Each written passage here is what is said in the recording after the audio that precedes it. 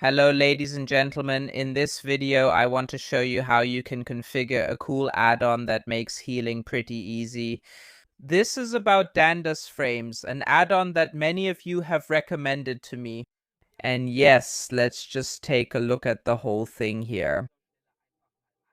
How does the add-on work? What do we do with it? And so on. And with that, let's get started. You can see down here, this is the add-on and I'm using it now instead of Healbot.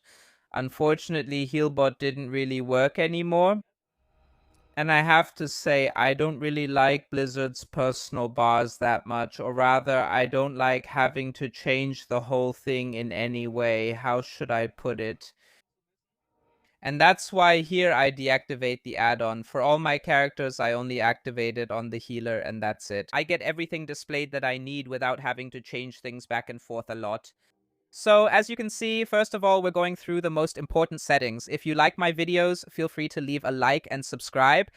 Under general, here you simply set whether you want the Blizzard frames to still be displayed or not. In that case, well, goodbye. Here at this point, we either show or hide the party frames. The raid frames, however, will remain. Then here you can adjust the frame. So in the end, how wide should the whole thing be? How tall should the individual buttons or windows be? And so on. Adjust it to your needs. You can choose the spacing, the scaling, and so on. How thick the borders should be. So here you set it up the way you need it. Then fonts. Whether you want shadows or not. You can also set that however you like, totally up to you. Very, very customizable. With sorting, it simply shows which roles have priority here. In other words, how is everything arranged from left to right? First the tank, then the healer, then the damage dealers. You can theoretically separate melee and range damage dealers if you want. You can sort by classes and so on. You can set nicknames. You can give yourself movie actor or actress names again if you want. And up here you can always click on test to display your changes or check them individually, so that's cool. If you click on unlock here, you can move everything around freely, so that's also very, very useful. Regarding visibility, if you activate solo mode, the bar won't be displayed when you're in solo mode. I find that quite useful.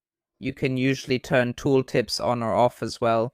I usually prefer to turn things off because I generally know what things do. Fading shows you. For example, you can choose a spell here. And then you want to test, is the dude in range? If not, then his portrait fades here. So that's also really easy to do. You can display pet pad frames, I'll leave them out. And here you can set colors for the individual bars.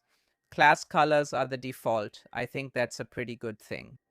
With the health bars, it's the same here. You can set textures if you want. So as you can see here, the whole thing changes color, how it fills either from left to right or from right to left. What missing health looks like, I can quickly demonstrate that here. We're attacking a mob now. It lights up red. That way you can see I have aggro. And if someone here were to really get beaten up, unfortunately, that's not so easy in follower dungeons. But then he can also set how the missing health should be displayed here, and so on. So that's also pretty useful at this point, which is a really awesome feature. We'll get to that in a moment. It's targeted spells. You might have seen that just below here, for example, like right here. There's a small bar glowing under those mobs that have been marked. And that tells me or shows me that these players like me right here will be the target of an ability.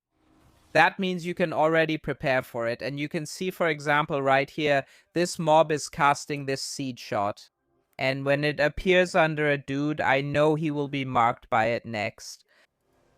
And that's my cue that I need to cast on that dude. Otherwise, he's really gonna get hit hard. So personally, I think that's a very, very useful feature at this point. Apart from that, furthermore, Apart from that, you can still set everything here, like the heal prediction. So how much healing is shown in green, etc. You can change the text labels. You can add auras, show buffs, decide how big or small they should be. You can see that here now with my Earth Shield. The same, of course, also applies to debuffs, and so on and so forth. I would just recommend that you test it out a bit to see what works best for you. But personally, I really like it. It shows defensive cooldowns. So if one of your targets uses a defensive cooldown, that will also be displayed. And this is what I meant down here.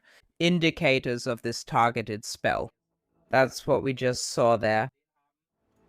And I really find that so useful, because you just know in advance, okay, which player is about to get hit in the face right now, so you can already get started. Maybe start casting a heal. Very cool feature. Honestly, I don't know if that works in the standard Blizzard UI either. If not, that would definitely be a reason for me to come back to this, but all in all, you can pretty much leave the settings as they are by default, because they're actually pretty good. And then it's just about these binds here. Here you can easily set which combinations should be used when you click on someone. Like here, left click is Earth Shield for me. Right click is Riptide, and that's how I have it set up here. Or you can set it so that it's only active in combat, for example, or only outside of combat. Or that you only want to apply it to certain frames. For example, let's say here, it should,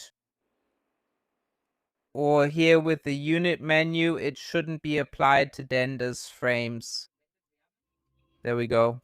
And here as well. So only with other frames. That means if I theoretically right-click someone here now, it should only work here, but not down here, if you get what I mean. So yeah, you have to play around with it a bit so that everything works the way you want it to. But all in all, it's super easy. You just pick a totem of your choice. For example, let's take Healing Wave here. I say I want to use shift and left click to activate it, and then it's bound. And when I target something and shift and left click, the healing will be cast. So all in all, super easy. Because I often get that question, I already mentioned it earlier, but yeah, why don't you just use Blizzard's default UI? It's mainly because I really don't like playing with it. And I just prefer to have a different look here. It's not final yet, but for now I'll mostly leave it like this. It's a super useful add-on, and I think it makes healing a lot easier here. Yeah, what do you think about it? Feel free to write it in the comments. And with that, thank you for watching. You can download it anywhere you want. So really cool, really useful. And with that, thank you so much for watching. See you in the next video. Have a great time and take care.